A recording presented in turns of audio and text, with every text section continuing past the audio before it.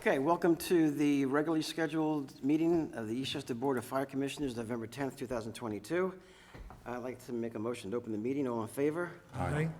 Okay, let's please rise for the salute to the flag. I pledge allegiance to the flag of the United States of America and to the republic for which it stands, one nation, under God, indivisible, with liberty and justice for all. All right, thanks. All right, so, Jamie?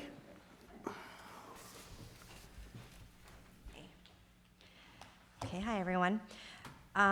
So not too much to go through tonight. Financials as of October 31st present a net budget surplus of approximately $1.1 million. However, we will need budget transfers through the end of the year just for certain line items where we've exceeded or are projected to exceed the budget for that line item. While obviously we'll continue to monitor for any items that need immediate attention, which I don't see any on the forefront, I am recommending at this time that we just hold off on the budget transfers until year end. This is usually what we do around this time of year, just to see we have a complete picture of the spending by category.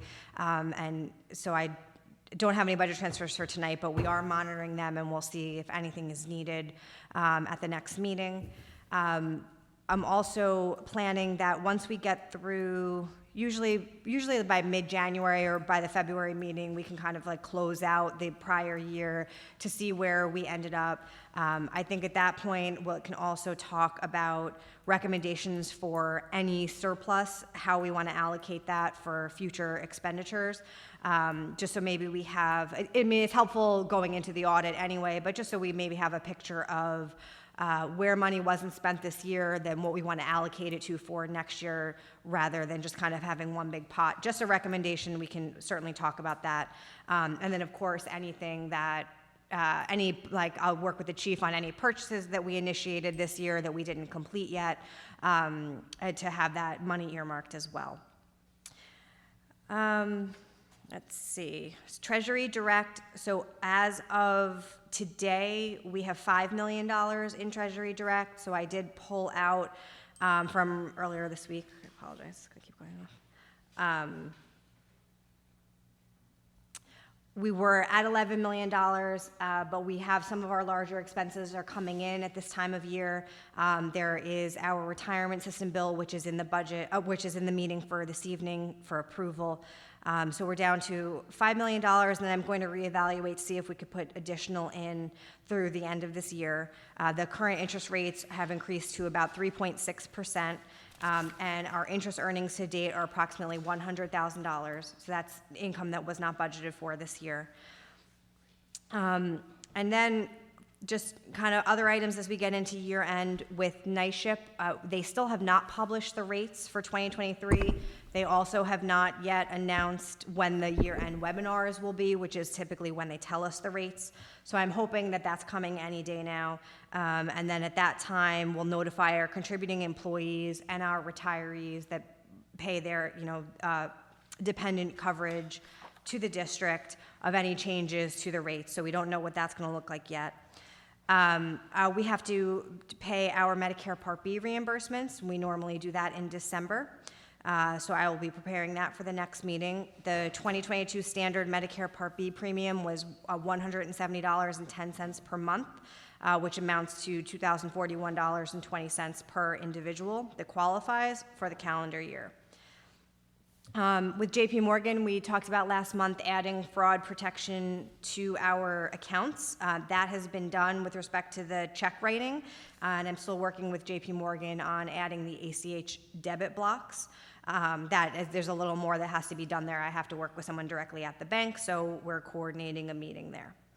And then we have, tonight, we did receive just yesterday our annual invoice for the New York State and local retirement system. We typically pay this bill by the 12/15/22 due date, which gives us a 2% discount for prepaying. Otherwise, it would be due in February. The total amount of this is $2,648,000 and $46, $2,648.46. So there is a motion tonight for approval for the board in addition to just the regular warrant. And that's with the discount. That's with the discount, that's correct. And it is identical to the estimate that we had received, so that was what we were expecting.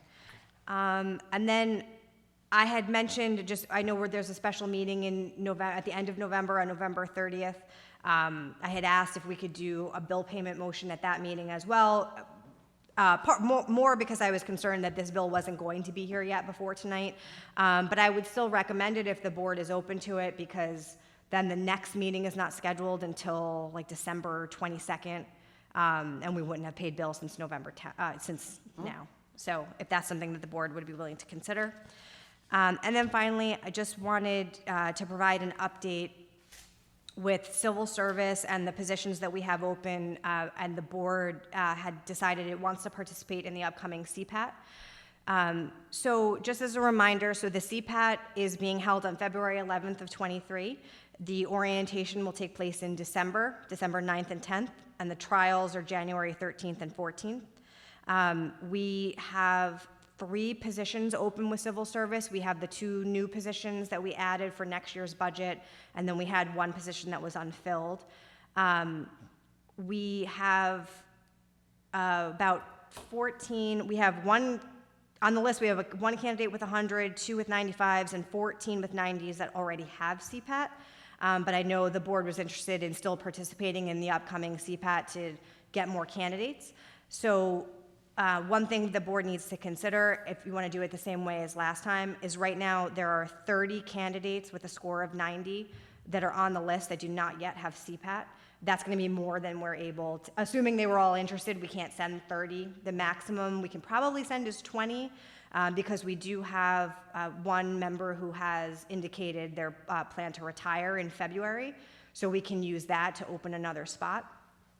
So the question would just be, like, in the event that there's more people interested than spots, which is likely, does the board want to go through the same process as last time, where I think they had, Isang redacted the resumes and provided them to the chief for him to sort of narrow it down first, and then the board chose, or do you want just the chief to choose, however you want to do that, just so we can move forward, because we've received 1 list already from civil service. We have to wait for a second list because we're going to have both permanent and contingent permanent positions. We originally thought we only had contingent permanent.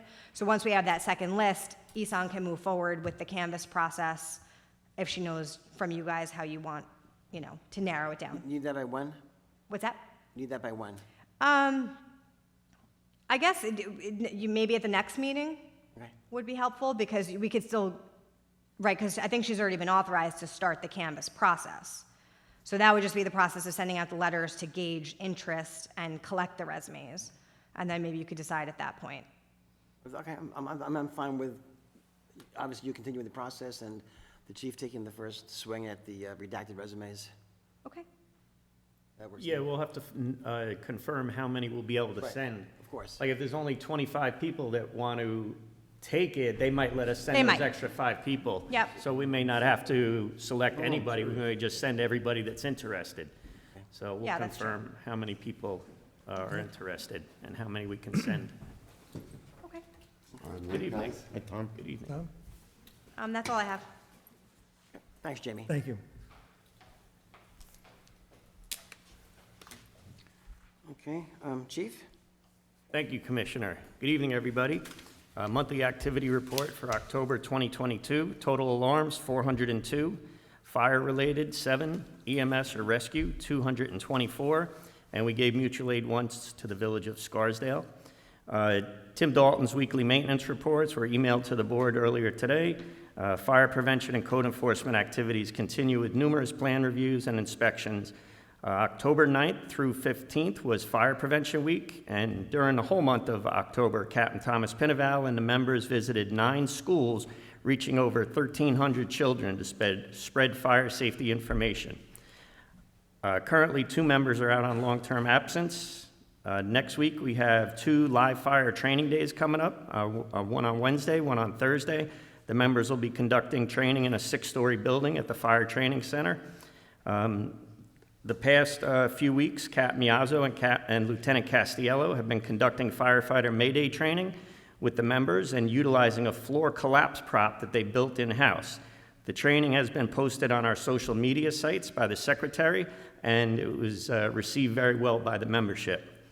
On the subject of training, Lieutenant DiRienzo and Lieutenant Olivier have been conducting high-angle rope rescue training off the building 100 Columbus Avenue in Tuckahoe. This is a 10-story apartment building that the members were simulating the rescue of a victim off the side of the building, and this training was also posted on our social media sites.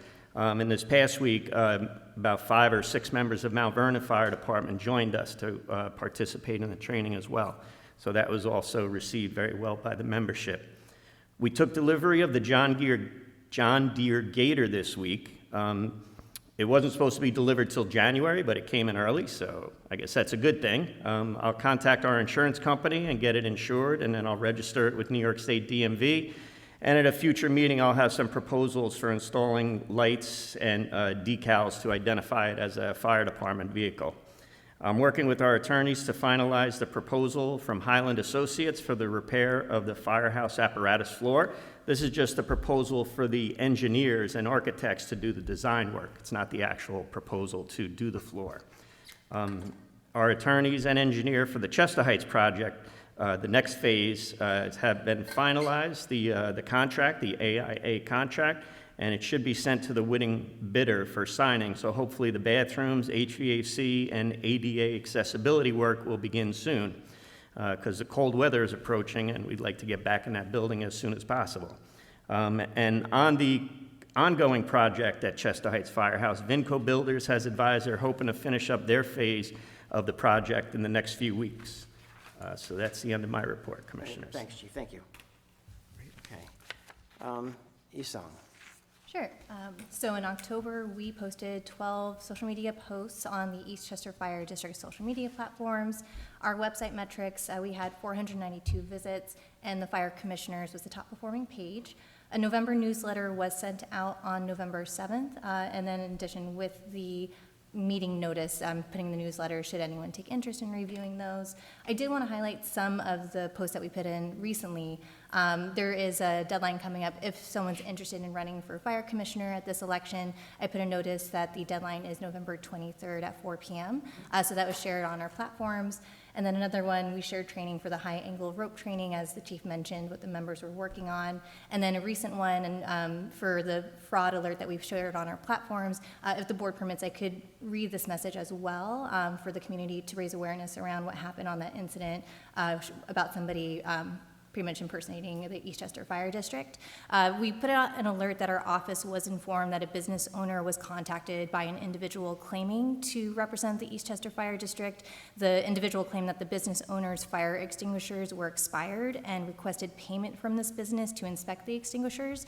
But fire prevention wanted to advise that the Eastchester Fire Department does not inspect portable fire extinguishers. The only time a business owner will be instructed to have a portable fire extinguisher inspected is during a periodic fire inspection of the building conducted by the Eastchester Fire Department, and then the Eastchester Fire Department will never ask for a payment to perform a periodic fire inspection of the building. So that notice was put out in our email list as well, and then I saw that local police departments shared it on their platforms to raise awareness around the issue. It was on Channel 12 News also.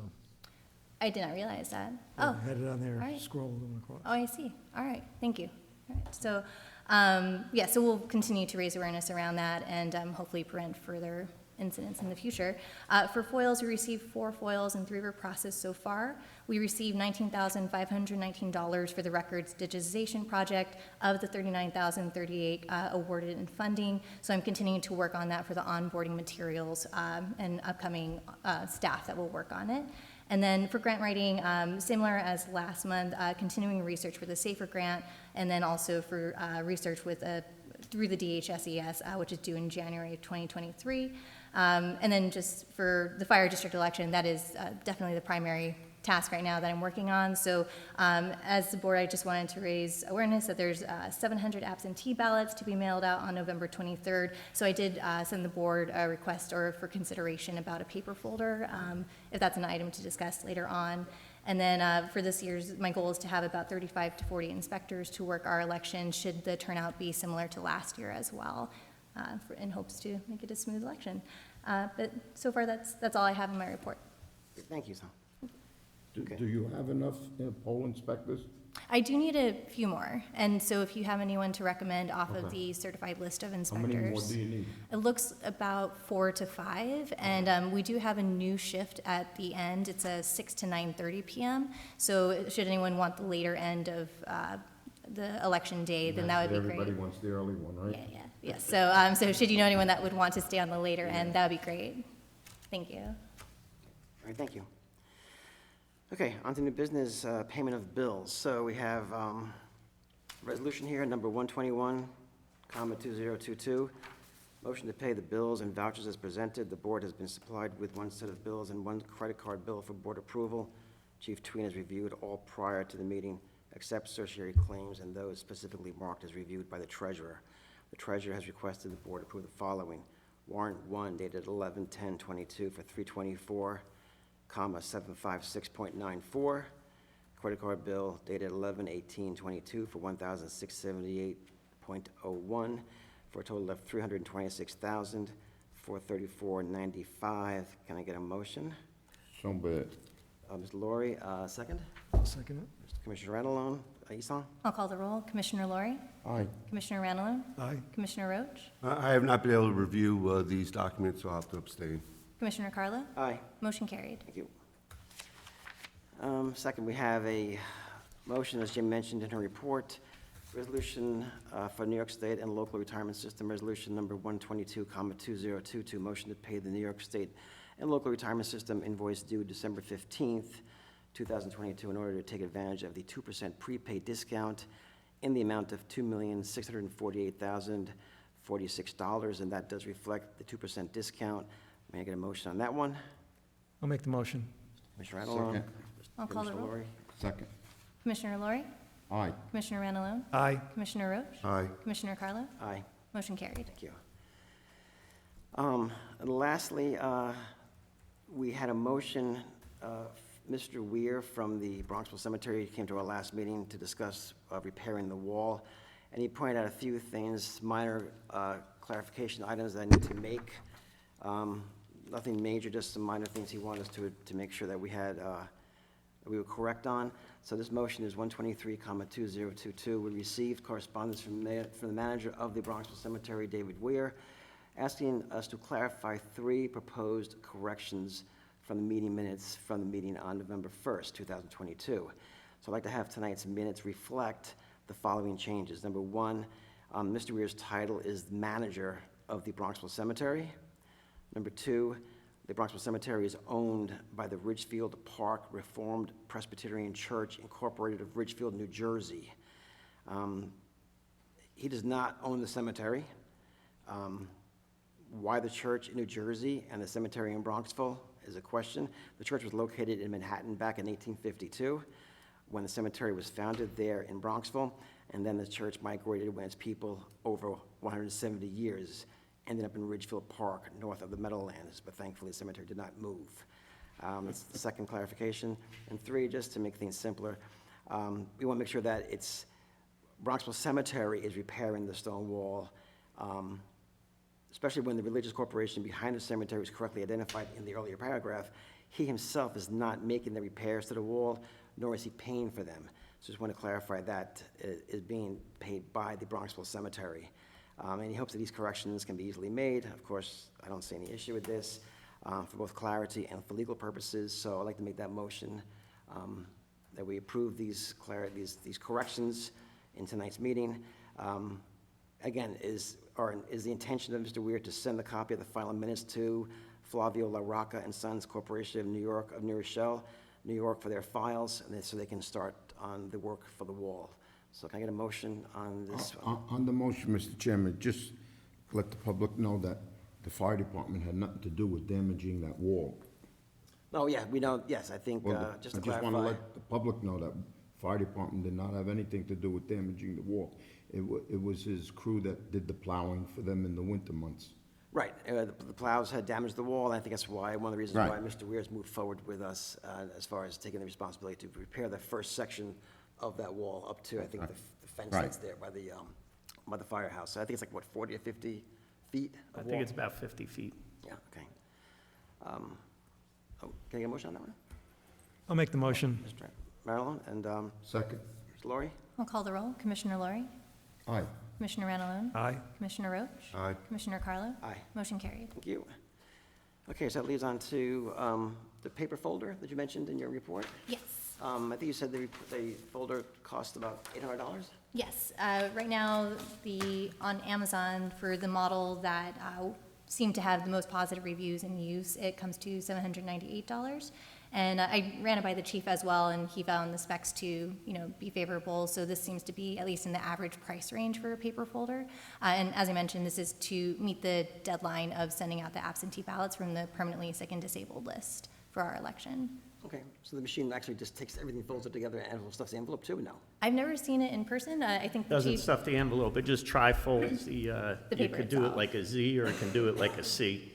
So it folds it, so it'll make her, 700 absentee ballots that she has to send out? Or, possibly more, Yeah, but in this round, possibly we have more. about 2 hours to try and get it to the postal service, at least to say that we did indeed mail it out on the Right. 23rd by the time they close. But we have the 4 PM deadline for someone to submit a petition. So within that time to do that, it is a very Herculean effort. But a paper folder would at least help expedite the process, if I anything. think the post office closes at 5. I Right. saw Bronxville was 6 at least. Bronxville was Yeah, 6? It so could be. maybe Could be. we have a chance. Yeah. See. So we have an hour or two to get 800 stuffed envelopes. And there's probably other uses for it throughout the year also? Yes, it for canvassing and then any other mailers if the board is interested in sending any other mailers out. Oh, yeah. Mhm. Well, I think it's worth it. I- Any thoughts? No, I'll make a motion that we purchase the paper folder. I could give you at the United F100 automatic paper folding machine if you want to be Yes, that specific. Yes, machine. that machine, yes. Great. I guess in accordance with all procurement rules and regulations of the Eastchester Fire Department. Yeah. But it sounds like it's under that limit for an individual. Yeah, it'd be $2,000. We'd have to get multiple quotes, so it's under 2,000, so just need one quote. All right, good. But we did compare it to other ones. and Yeah, this seems to be a good one. on the lower end, for sure. Was there a second or motion? Seconded. Oh, great, I'll call the roll. Commissioner Laurie, Aye. Commissioner Ranalone, Aye. Commissioner Roach, Aye. Commissioner Carlo. Aye. Motion carried. Thank you, commissioners. Okay, we have the perma letter that we discussed last time. Commissioner Keating had stressed, or had commented that he wasn't so quick to just send out the letter that was given to us as far as a sample. Do we know when this actual vote is going? I do not The know. bill?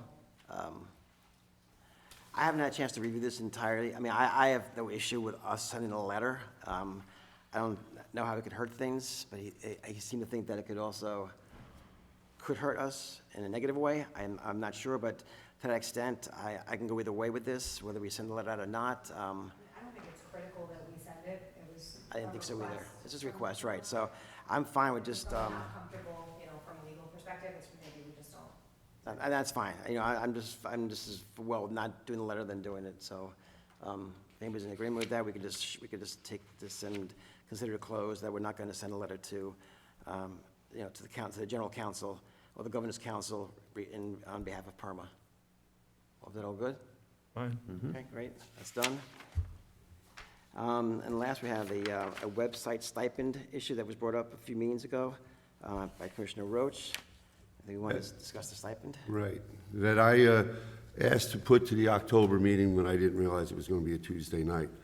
But in that time, we had an email interchange, which allowed us to clarify, and legal counsel suggested that stipend not be used. So I'm going to make the motion that in recognition of Esang's professionalism and taking on new tasks and working hard and using great insight when something goes wrong. As an example, we had a budget hearing meeting where the visual and audio was very poor. I was very impressed that Esang recognized that immediately and took steps to protect the district. And Jamie has been doing the same thing, and I thank you. I apologize I didn't get into your last email. I appreciate what you sent us about the AC comparison with the chief's contract, because there's a lot to be talked about with that. We'll get into that later. But I appreciate your initiative to set us going. So I think there should be a salary increase for Esong. Say, someone mentioned that if we did it in total, it would be, her annual salary would be $96,000. I don't think I was looking at that, but I do think, your salary now is what, Esong? 72,000, Jamie could confirm. So I'd like to bring up her salary to $84,000 a year in recognition of the great job she's doing and the work she's putting in. And she mentioned she just collected $19,000 for a grant. And I'm hoping that the chief and Esong will talk with Palin's office about the SAM grant regarding the 2016 truck, just to give them a little nudge. They're going into session in January, so this is a good time to reach out to our legislatures. This is the time of year where they can get things done for us. So I would say at an annual amount, we'll leave the stipend language out of it, give her a pay raise to $84,000 a year for the additional duties that she's taken on and handle it very professionally. And obviously increasing our contact with the community, which is really the purpose of the website, and it's been working. So hopefully someone will second that motion for me. I'm just going to say that I'm really not a fan of stipends, as we all discussed now, and Esong does do a great job, and but I just still think that, you know, and she's had several increases in salary since she came on board. I think at this time, it doesn't, you know, she does a great job, and that's part of her job is doing the things she does, and like as everybody's job, they always do. They go above and beyond, which is wonderful. But I think 12,000 is still a very large increase for anybody, and this is nothing, obviously nothing personally, Son. But I cannot justify that kind of increase for anybody, for that matter, at this time. So I'm going to anyone discuss any more discussion on that. It's that you open it up, or Tom can make his motion, and we can go from there. But that's what my thoughts on that. I think I would have to agree. It is quite an increase in salary all at once.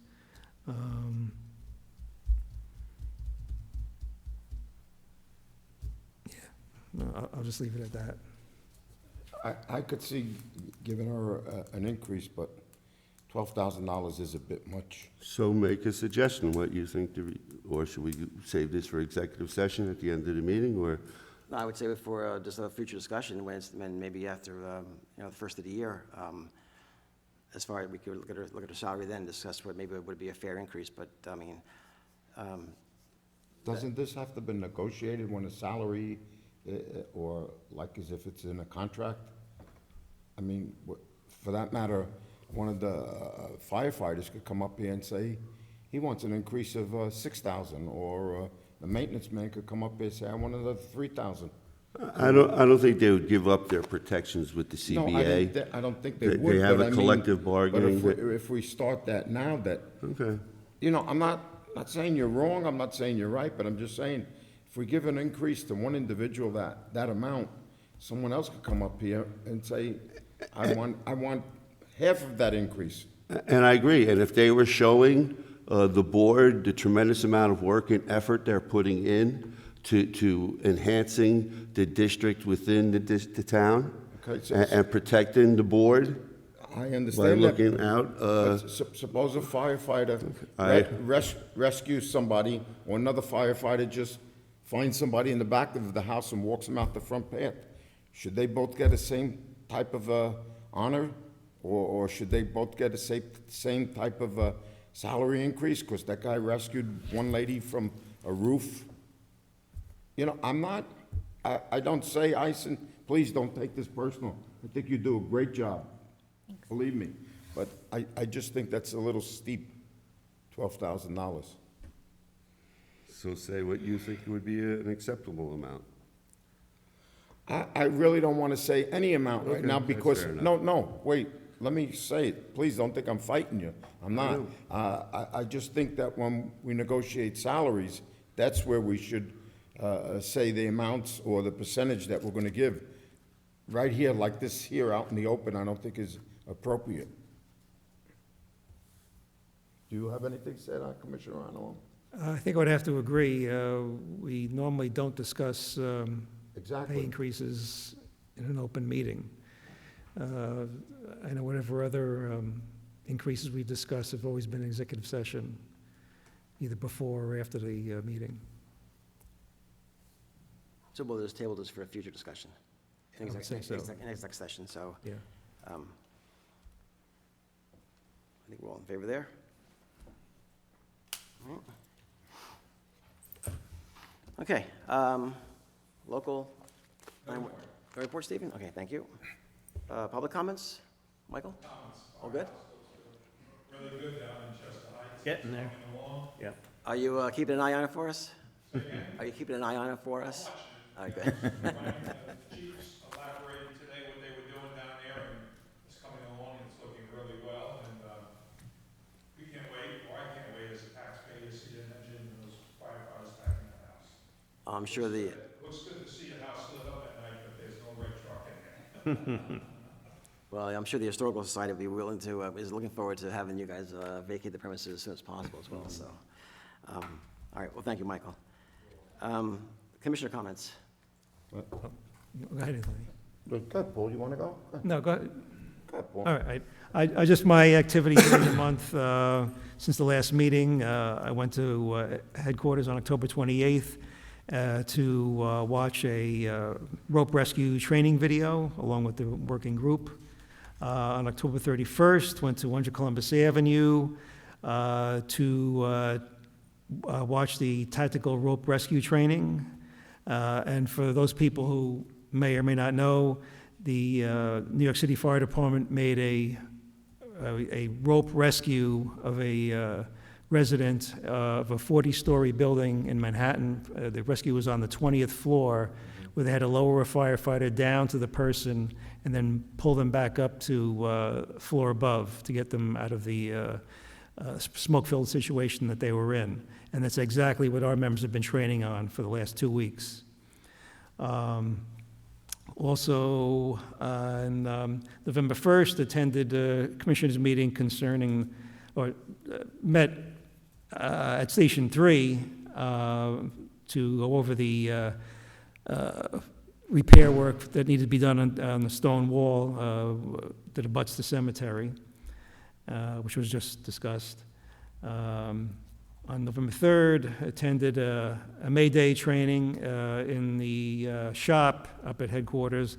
As was discussed before, the firefighters made a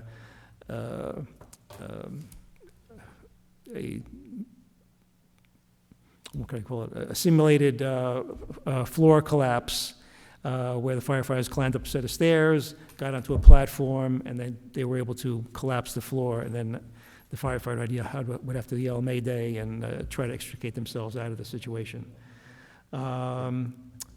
Also on November 9th, on November 5th, I attended the Fire Department Memorial Services. On November 9th, along with the chief and maintenance man Tim Dalton, met with a representative from a company that will be repairing the front part of the wall at the cemetery. That's what I'm discussing. And that's it. Mr. Laurie? Okay. Mr. Chairman, when we close this meeting tonight, could we close it in honor of Peter I. Dice, who was an exempt member of the Tucker Hose Company who passed away Yes. last week, and I think he was buried Monday or Tuesday, Chief? So, yeah. Yeah. Tomorrow, I'm sure you all know, well, I don't know if you all know, but tomorrow is Veterans Day. As you can see, I'm wearing my veteran shirt. And we have a ceremony in the new senior building up at Lake Isle. We were gonna have it at the monument on 22 and California Road, because it was 50 years that President Nixon was there to dedicate that. But due to the forecast with the weather, we're afraid to take the chance of having it there and then it start to rain and we'd have to run back up to Lake Isle. So it's been canceled for outside and it's all inside. And the public is invited to come. and wish the veterans a happy Veterans Day. And I personally want to wish the veterans of the town, Bronxville and Tuckahoe, happy Veterans Day. And also today, happy birthday to the Marine Corps. It's 247 years old. God bless them, and I hope they continue for another 247 years. And finally, I just want to wish everyone a happy and healthy, safe Thanksgiving. Enjoy yourselves. Don't overstuff yourselves, because you got Christmas coming and all the other holidays coming within a few more weeks after that. Good luck, and God bless all of you. Commissioner Roach, any comments? Yeah, I want to thank the union president for posting the mass confidence course on social media, because that was awesome. And it's good to know that you guys are taking care of yourselves and doing the training in case things go bad and you get out of there. And I also thank the firefighter who allowed his image to be used. I think that was good, too. But on August 28th, I asked for an agenda item to be put on this agenda. You recall, Isang? And you responded to that. And it was about the assistant chief, that the board is doing assistant chief interviews, and yet we haven't sat down and talked as a board about what we want, how we're going to use the assistant chief, what's his purpose in the department, what his focus is going to be. We're going to have to develop questions to ask the candidates, correct? So we have to have a general idea what we're looking for so we can develop questions to ask. And you responded in an email, Commissioner Carlo, that you didn't think it was worthwhile. No, I said it was not our responsibility to address. No, you said this should not be on the agenda. It's not, our job is not to discuss operational practices. The Of chief- course it is. No, it's not.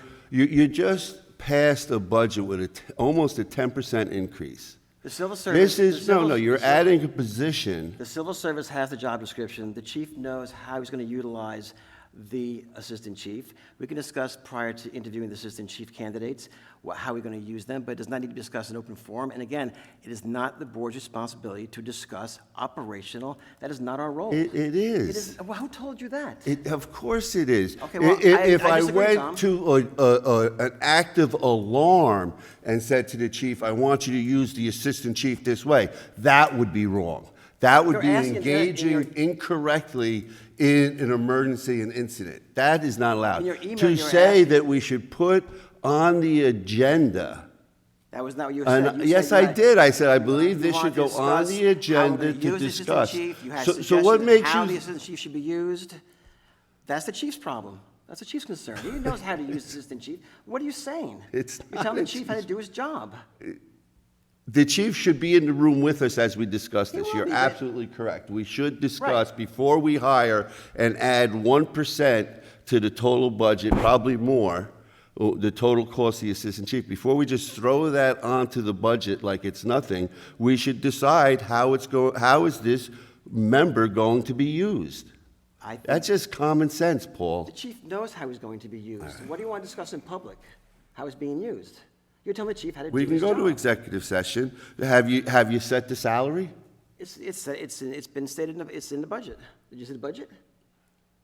So we're not going to vote on the salary. We're just It's been approved already. okay. All right. We can discuss prior to the interviews. So do you believe that you have the authority to take agenda items down off? I said it should not be on the agenda. You didn't respond. Well, that You is- didn't respond to the email, so it's not on the agenda. What do you want to do? Tell me what you want to do. Listen, I'm going under the premise that when the chief, Jamie, or Isang want something, they send us an email saying, Commissioner, could one of you please ask for this to be on the agenda?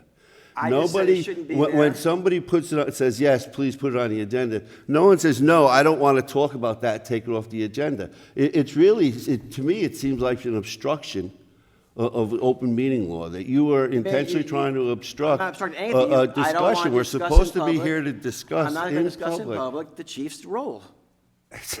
We're not discussing the chief's role. You're asking questions, how is it going to be used? The chief should do this with the assistant chief, and we should do it this way. I think there's a good common sense questions. What is the You salary? don't think he knows how to handle the assistant chief? What? You don't think he knows how to handle the assistant chief, and what his role is going to be? You need to get involved. What's his role going to be, chief?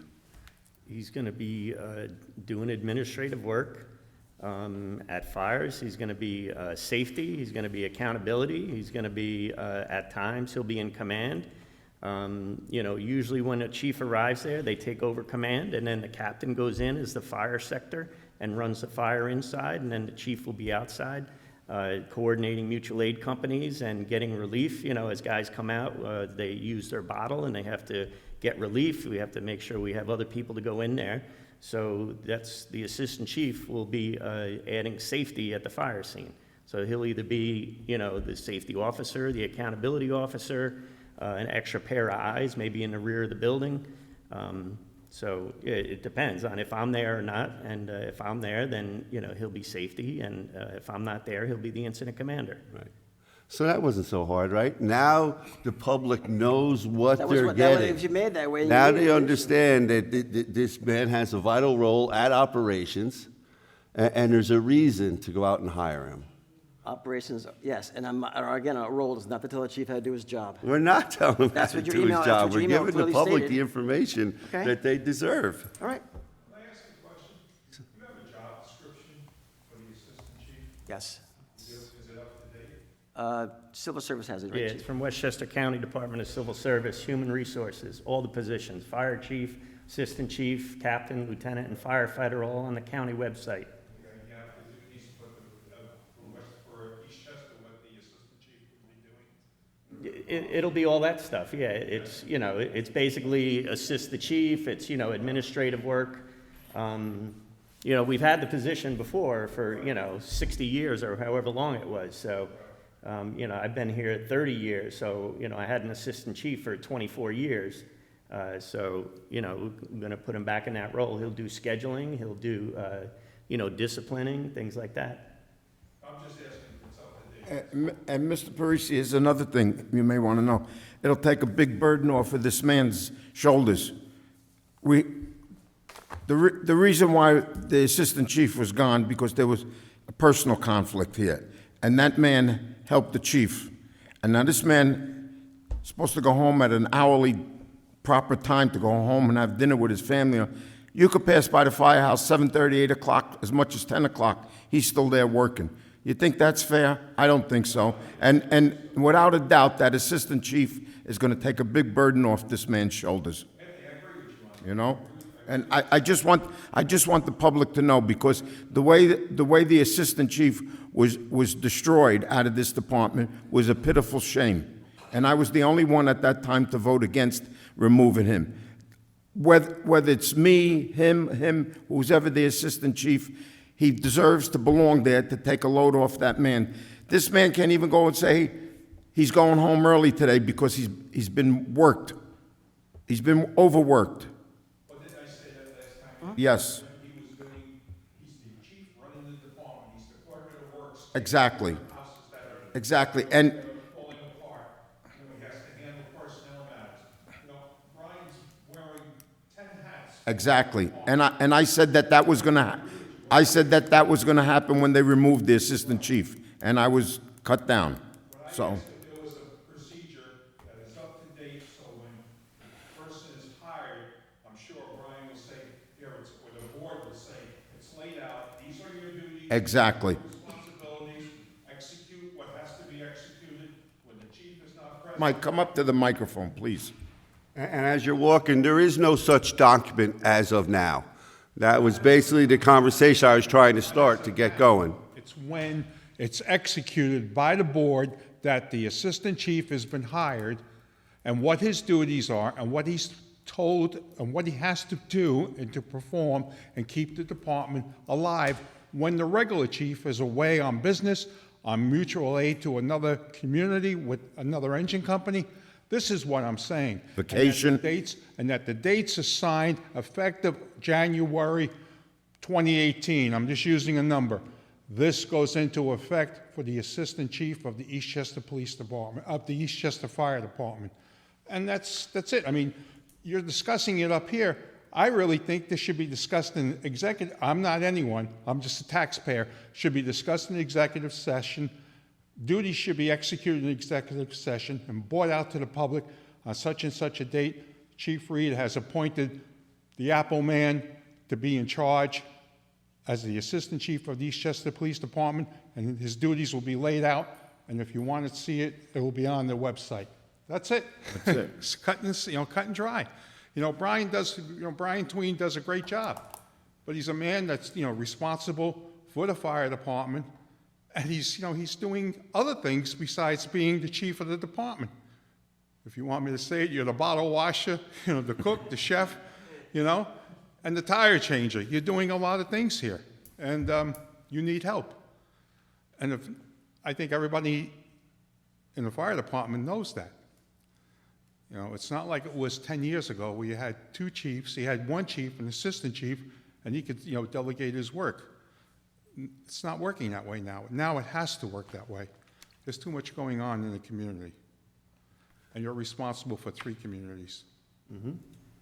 Thank you, Mike. Thank you.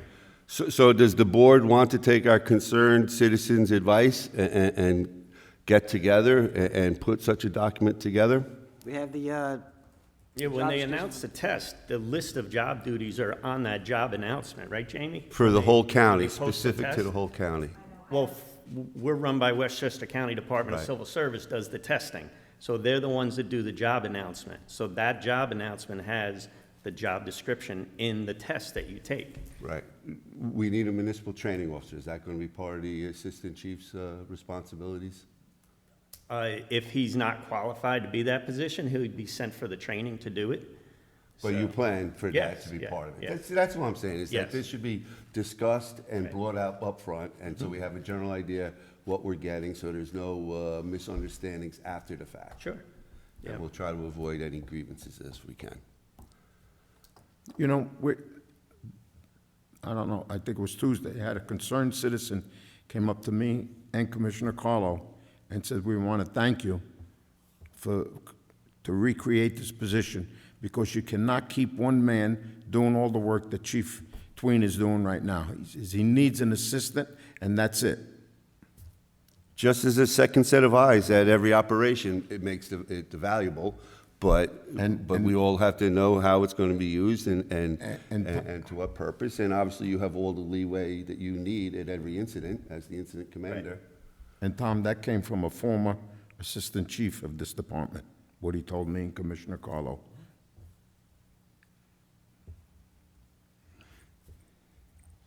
all right, on that note, well, my only comment is happy Thanksgiving, everybody. Enjoy the holidays. Don't forget we're closing now, PD. We're going to close with a moment of silence for Peter Iodice, who passed away. Thanks.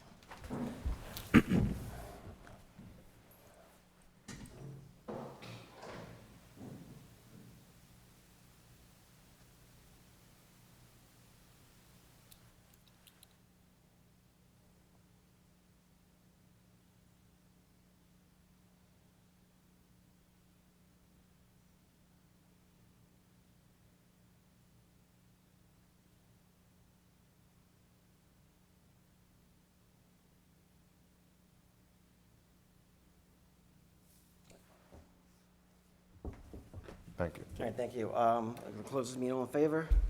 Aye. All right, thank you. Good night.